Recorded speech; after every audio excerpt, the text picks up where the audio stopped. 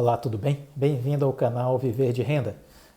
Se inscreva no canal, deixe o seu like, compartilhe com os amigos, nos acompanhe no Instagram Viver de Renda Canal e nos ajude a fazer esse canal crescer para atingir mais e mais pessoas com os conteúdos, informações, análises que fazemos aqui.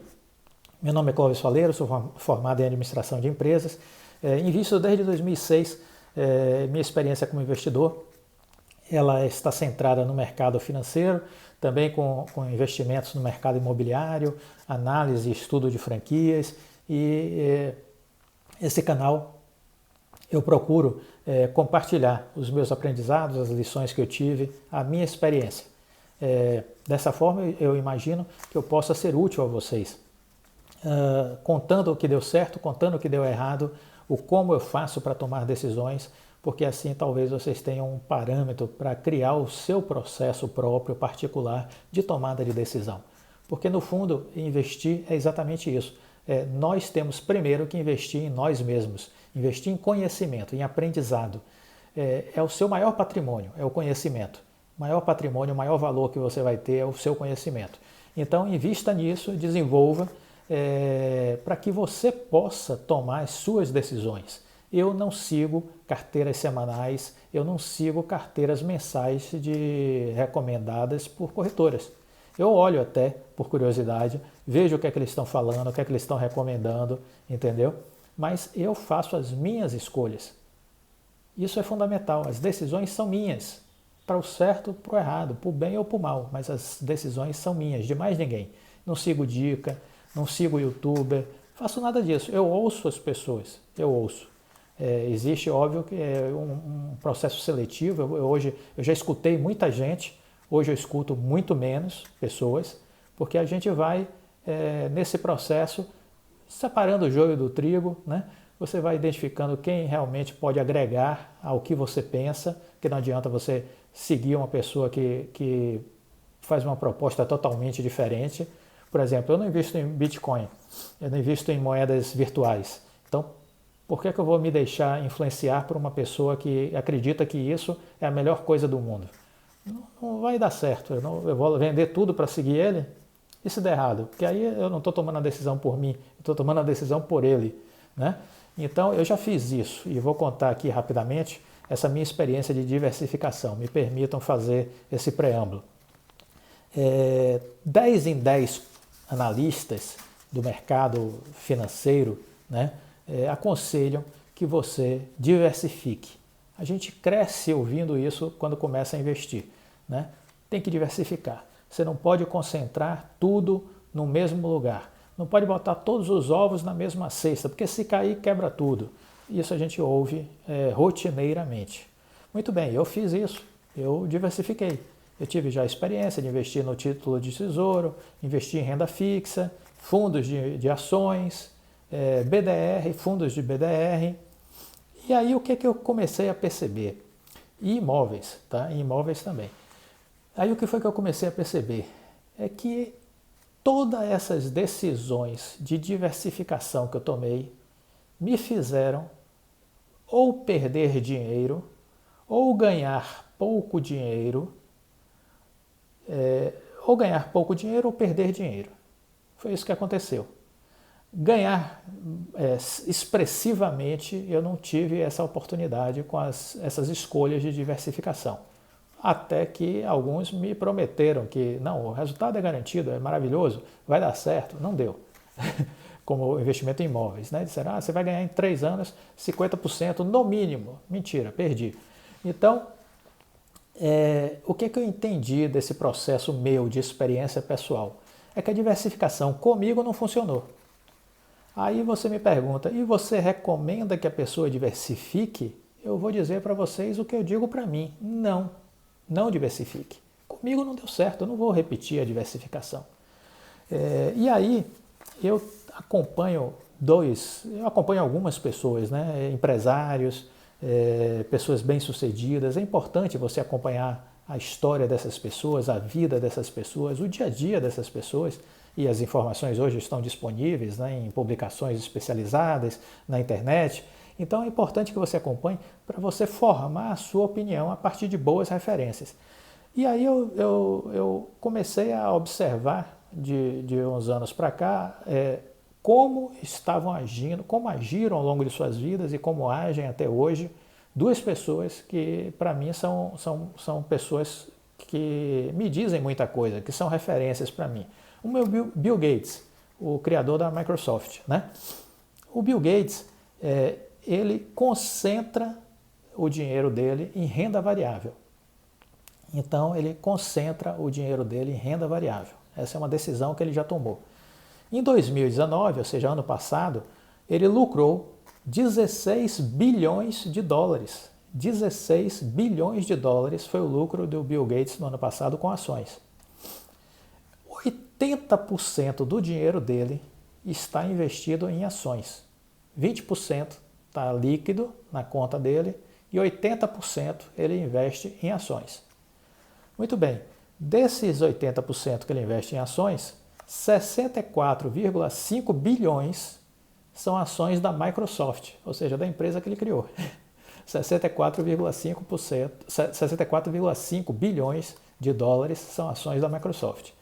E 8,2 bilhões de dólares ele investe em ações da Berkshire Hathaway, que é a empresa criada pelo Warren Buffett, que virou um grande amigo dele.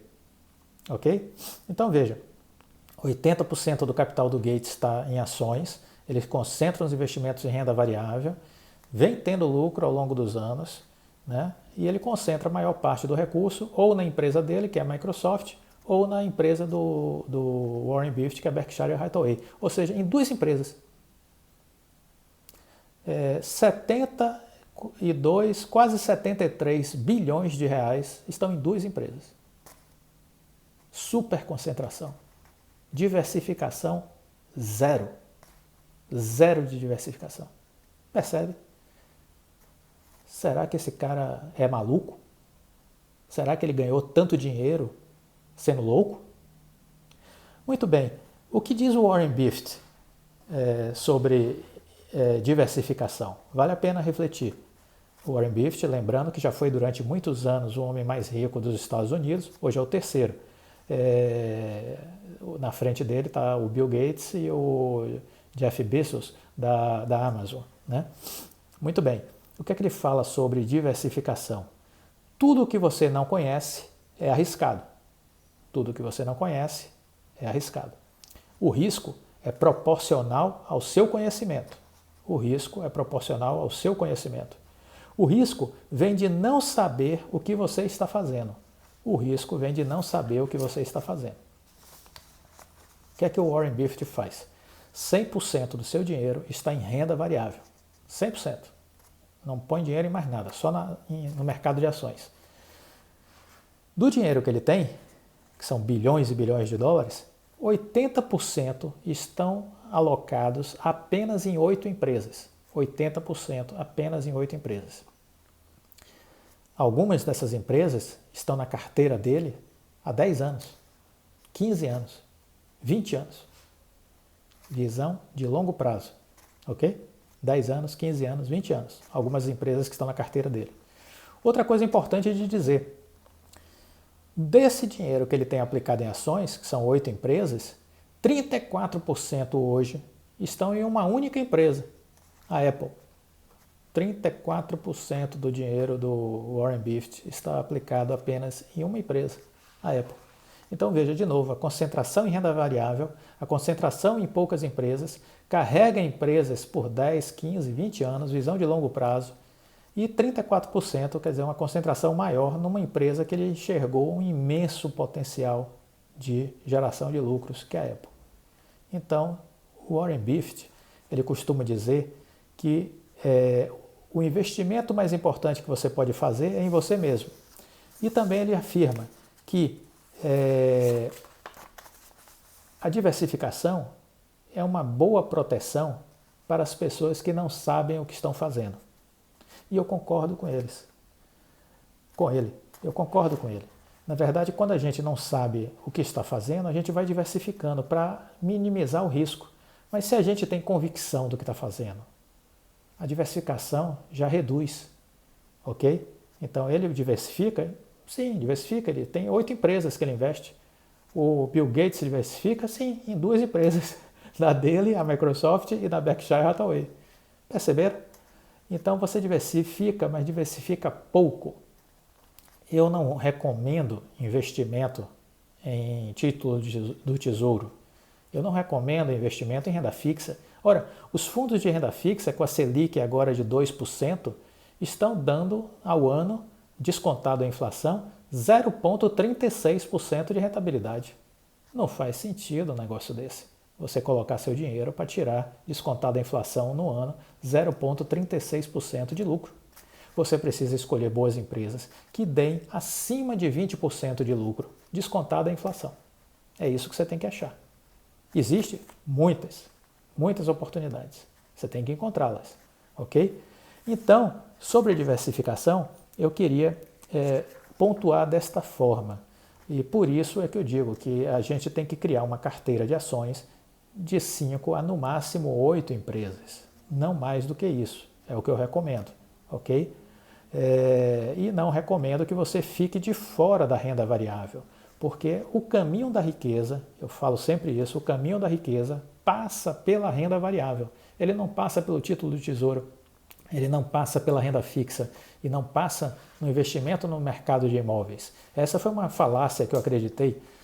Comprei imóveis em São Paulo em 2012 e 2013. Um boom na economia brasileira, o Cristo Redentor voando na capa do Financial Times, e parecia que o Brasil tinha entrado num voo de cruzeiro, que a gente cresceria a economia a taxas importantíssimas, íamos ser a nova China, entendeu?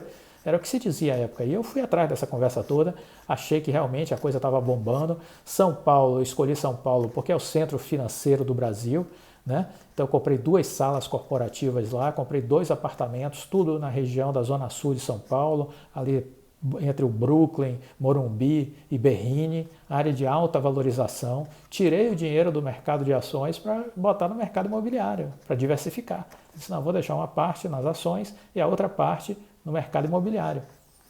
Não deu certo, porque depois houve uma grande desvalorização nos mercados.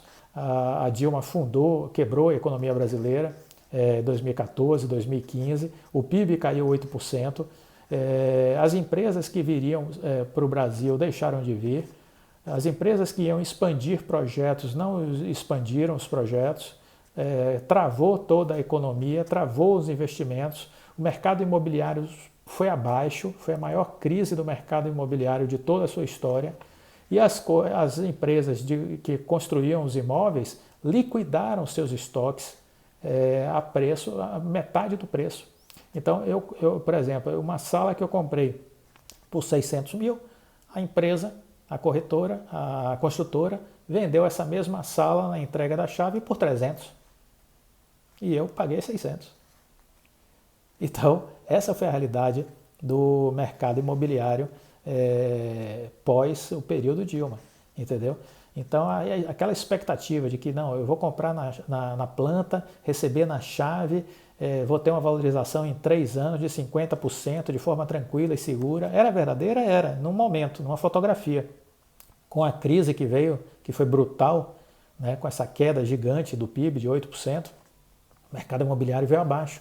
E o investimento de ações, o investimento de imóveis não deu certo. Em média, juntando todos os imóveis, a desvalorização foi de 50% em 3 anos. E depois eu fiquei segurando o imóvel, aí quando você segura o imóvel é um desespero, né? Porque você tem IPTU para pagar e tem condomínio. Então imagine, 4 imóveis pagando IPTU e condomínio. É uma sangria que não para, né? E por que não aluga? Porque não tinha ninguém para alugar. A taxa de vacância, né, a taxa de escritórios vazios e apartamentos vazios chegou a 30% em São Paulo. Não tinha ninguém para alugar, né?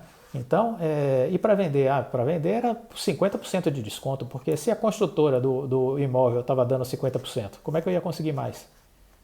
Né? Então aí você fica sem querer realizar o prejuízo, né? Não, vou segurar e esperar melhorar. Só que aí você fica sem liquidez, tendo custo fixo e vendo outras coisas podendo valorizar muito mais. Um exemplo, em 3 anos a desvalorização dos imóveis foi de 50%. Em 3 anos, a Magazine Luiza subiu 960%. Eu deixei de ganhar 960%. Porque se eu tivesse concentrado esse dinheiro em 3, 4 ações, eu tinha feito uma pequena fortuna, né? Se eu não tivesse botado tudo, porque eu tinha ações da Magazine Luiza nessa época, mas se eu não tivesse posto tudo lá e botado em 3, 4 empresas, eu tinha feito uma grande geração de riqueza, ok? E o mercado imobiliário foi uma frustração para mim. Então, a minha experiência com diversificação é essa, que não vale a pena. Eu preciso investir apenas em renda variável e procurar encontrar boas e empresas com potencial, bem administradas, com diferenciais competitivos, que possam gerar uma riqueza significativa para mim. Só um exemplo, tem um apartamento que eu comprei, eu estou vendendo agora esse mês, eu comprei por R$925 mil e eu estou vendendo ele por 605, ok? Eu estou tendo um prejuízo de R$320 mil em um apartamento. Paciência, eu quero o dinheiro. Eu quero dinheiro na mão para poder investir em renda variável. Eu vou recuperar esse prejuízo na renda variável. Não vai ser no mercado imobiliário que eu vou recuperar. Porque esse valor para voltar a se recuperar no mercado imobiliário vai demorar mais 3, 4, 5, 10 anos para voltar a subir e tirar essa diferença. Então é mais rápido eu recuperar isso em 12, 18 meses no mercado de ações. Então a minha concentração vai ser o mercado de ações.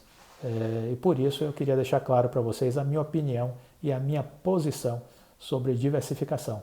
Não gosto, não deu certo, não recomendo. Respeito quem acredita, eu não acredito, porque a prática não me levou a sustentar essa crença. Então eu acredito muito na prática. Existe teoria e prática. A teoria é o mundo perfeito, né? 10 em 10 analistas recomendam. Mas eu vivi a prática e não gostei, não foi frustrante o resultado e eu não recomendo. Eu não vou mais me permitir esse tipo de diversificação. Não vou botar o dinheiro no título de tesouro, em renda fixa, fundo imobiliário, um pouco em ações, porque é um lugar de risco. Vou investir em imóveis, que é líquido e certo que vou ganhar dinheiro, tudo balela.